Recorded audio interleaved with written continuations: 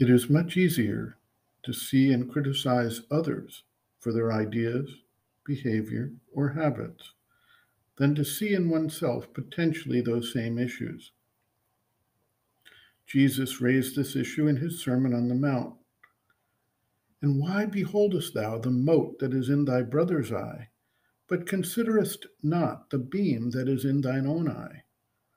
Or how wilt thou say to thy brother, let me pull out the mote out of thine eye, and behold, a beam is in thine own eye?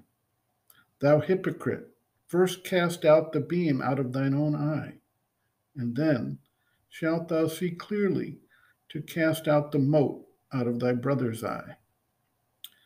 Jesus is admonishing his followers about not judging others when one does not see one's own faults.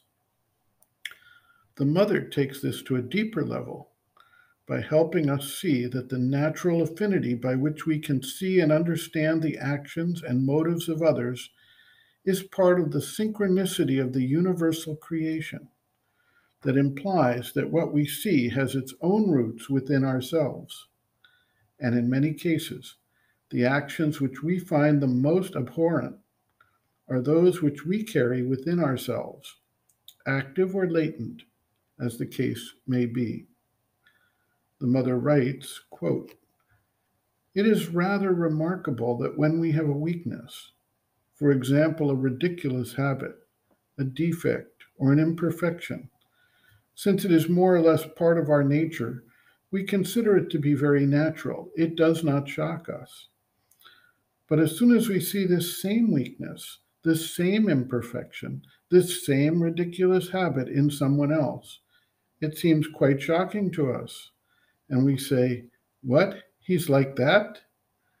Without noticing that we ourselves are like that." And so, to the weakness and imperfection, we add the absurdity of not even noticing them. There is a lesson to be drawn from this. When something in a person seems to you completely unacceptable or ridiculous, what? He is like that? He behaves like that? He says things like that? He does things like that? You should say to yourself, well, but perhaps I do the same thing without being aware of it. I would do better to look into myself first before criticizing him, so as to make sure that I am not doing the very same thing in a slightly different way. If you have the good sense and intelligence to do this each time you are shocked by another person's behavior, you will realize that in life, your relations with others are like a mirror, which is presented to you so that you can see more easily and clearly the weaknesses you carry within you.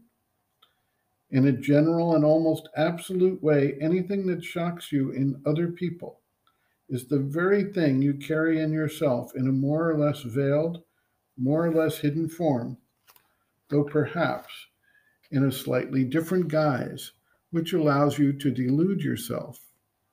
And what in yourself seems inoffensive enough becomes monstrous as soon as you see it in others." End quote. Reference: Sri Aurobindo and the Mother, Living Within, The Yoga Approach to Psychological Health and Growth, Exercises for Growth and Mastery, Using Life as a Mirror, pages 158 to 161.